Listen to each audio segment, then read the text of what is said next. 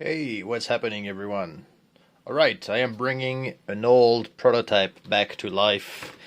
I've just done a quick test in the living room. Tomorrow I'm going to bring it to the track in Tinsuai.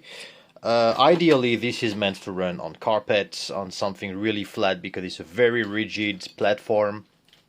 But I just don't have the time to go these days. So I'm gonna try it on the super bumpy track, but we'll see how it goes. I drove it a while back on it with a regular M-size tire. The car tended to flip quite a lot at speed when turning, but we shall see with the little changes that I did to the car. So you'll see, I've made some very slight modifications, but it's pretty stupidly insane grip setup that I have right now. I changed the springs all around, so the car is still has a very small amount of travel. You can see it's like probably 1 mil, maybe 2 mils of travel front and rear.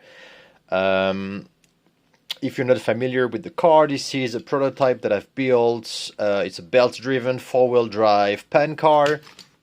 As you can see, it's completely rigid at the bottom. It's running very small springs underneath each wheels. It's the same, basically it's all symmetrical, it's the same thing front and rear. The rear is held with those turnbuckles. It's using the free racing M chassis cups here. For all the wheels, it's the same all around.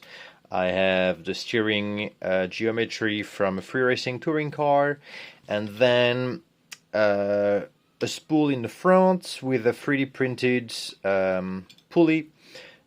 I have a support pulley here because this is the belt for the 110 size, so I have to find a way to get the belts at the right size, so that's why I have this pulley here. And at the rear it's a differential, and same for the free racing touring car, but I had a secondary pulley here, so basically the motor drives the rear diff and the rear diff drives the front spool.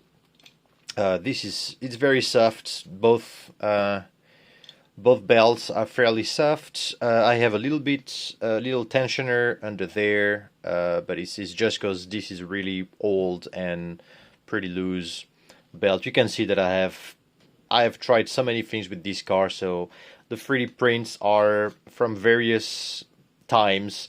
The latest 3D print that I have is a spacer underneath the front and the rear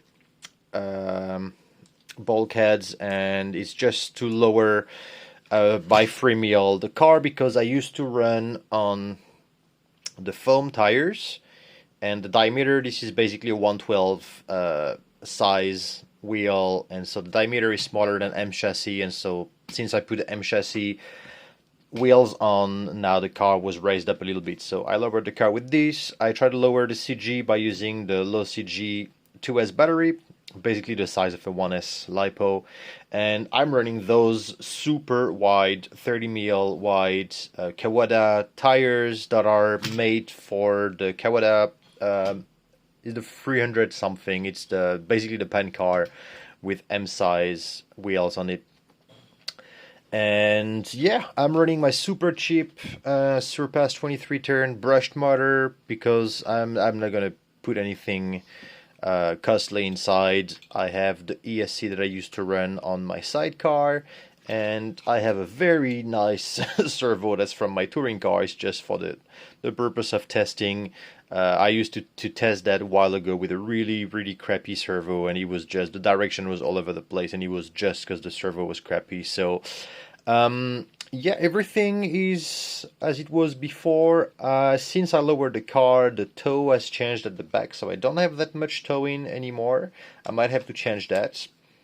Other than that, I still have my super cute little diffuser over there.